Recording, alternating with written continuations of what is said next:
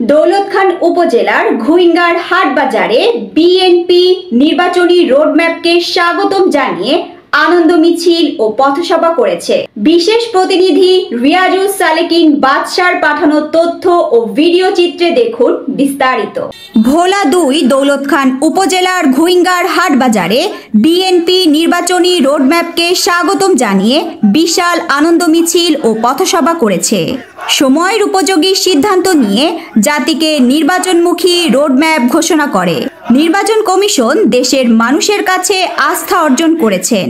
মিছিল শেষে পথসভায় বক্তব্য রাখেন দৌলতখান উপজেলা বিএনপির তথ্য ও গবেষণা বিষয়ক সম্পাদক, ঘুইঙ্গার হাটবাজার বিএনপির সিনিয়র সহসভাপতি মীর মোহাম্মদ গিয়াসউদ্দিন। তিনি বলেন, নির্বাচনী রোডম্যাপে জাতির প্রত্যাশা পূরণ হয়েছে। ফ্যাসিস্ট বিদায়ের পর সুযোগ সৃষ্টি হয়েছে গণতন্ত্র পূর্ণ প্রতিষ্ঠার। একটি অবাধ, সুষ্ঠু ও গ্রহণযোগ্য নির্বাচনের মাধ্যমে ভোলা ২ এর উন্নয়নের রূপকার আমার প্রিয় নেতা আলহাজ হাফিজ ইব্রাহিমকে ধানের শীষে প্রতীকে ভোট দিয়ে বিপুল ভোটে নির্বাচিত করব ইনশাল্লাহ। পথসভায় উপস্থিত ছিলেন বিএনপি, যুবদল, শ্রমিক দল, কৃষক দল ও ছাত্র দল সহ অঙ্গ সহযোগী সংগঠনের নেতৃবৃন্দ।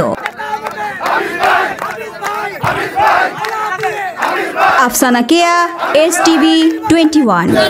আপনারা জানেন, বাংলাদেশে ফ্যাসিস্ট সরকার বিরোধী আন্দোলনের ফলে গত ৫ই আগস্টে এদেশের স্বৈরাচার পতন হয়েছিল। তার এই ধারাবাহিকতায় বাংলাদেশের মানুষ একটি নির্দলীয় নিরপেক্ষ নির্বাচনের আশায় প্রতিফলন ঘটাচ্ছে। আজকে আমরা জানতে পেরেছি আগামী নির্বাচন ফেব্রুয়ারির মধ্যে অনুষ্ঠিত হবে।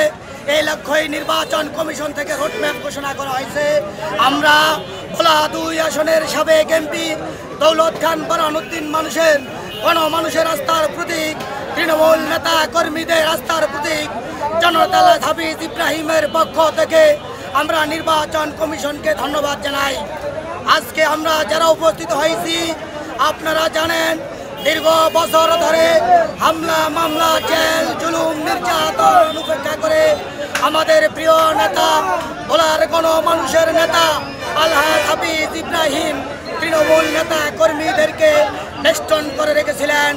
আমরা আগামী নির্বাচনে ভোলা ২ আসন থেকে ধানের শীষ প্রতীক নিয়ে আলহাজ হাফিজ ইব্রাহিমের পক্ষে নির্বাচন করার লক্ষ্যে আমরা মাঠে ময়দানে গণসংযোগ করে আসছি এবং আগামী নির্বাচনে ভোলা ২ আসনে হাফিজ ইব্রাহিমের বিকল্প কোনো প্রার্থী, কোনো নেতা আমাদের কাছে বিশ্বাস মনে হচ্ছে না।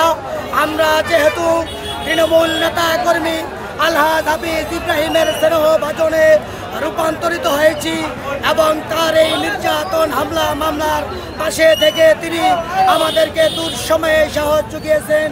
এই জন্য আমরা আমাদের প্রিয় নেতা আলহাজ হাফিজ ইব্রাহিমকে আগামী নির্বাচনে ধানের শীষ প্রতীকে বিপুল ভোটের মাধ্যমে দৌলতখান বরহানুদ্দিনে নির্বাচন করতে সক্ষম হব। এই জন্য আমরা তৃণমূলের নেতা কর্মীরা সকল ভেদাভেদ ভুলে ঐক্যবদ্ধ আছি, ঐক্যবদ্ধ থাকব এবং সকল প্রকার ষড়যন্ত্র মোকাবেলা করে আগামী নির্বাচনে প্রিয় নেতা আলহাজ হাফিজ ইব্রাহিমকে নির্বাচন করার প্রতিশ্রুতি দিয়ে আমরা আমাদের নেতার সুস্বাস্থ্য কামনা করেছি এবং দেশনায়ক তারেক রহমান আগামী নির্বাচনে আগেই আমাদের বাংলাদেশে পদার্পণ করবেন। আমরা সেই পদার্পণকে ব্যাপক জনসমাগমের মাধ্যমে তাকে ঐতিহাসিকভাবে রিসিভ করব। তারেক জিয়ার আগমনকে বাংলাদেশের প্রেক্ষাপটে একটি ভিন্ন ধর্মী রাজনৈতিক চর্চা হবে এবং আগামী নির্বাচনে ধানের শীষ ২৮০ সিট নির্বাচিত হবে। এটাই আমাদের প্রত্যাশা। আমরা হাফিজ ইব্রাহিমের পক্ষে সবাইকে একটি ভাষায় বলতে চাই, আপনারা যারা যে অবস্থানে আছেন হাফিজ ইব্রাহিমের পক্ষে কণ্ঠ আওয়াজ তুলুন, ধানের শীষের পক্ষে কণ্ঠ আওয়াজ তুলুন।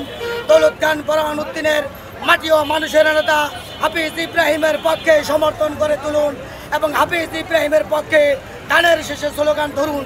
এই প্রত্যাশা রেখে সবাইকে ধন্যবাদ। খোদা হাফেজ। বাংলাদেশ জিন্দাবাদ, হাফিজ ইব্রাহিম জিন্দাবাদ, তারেক রহমান জিন্দাবাদ, দেশনেত্রী বেগম খালেদা জিয়া জিন্দাবাদ।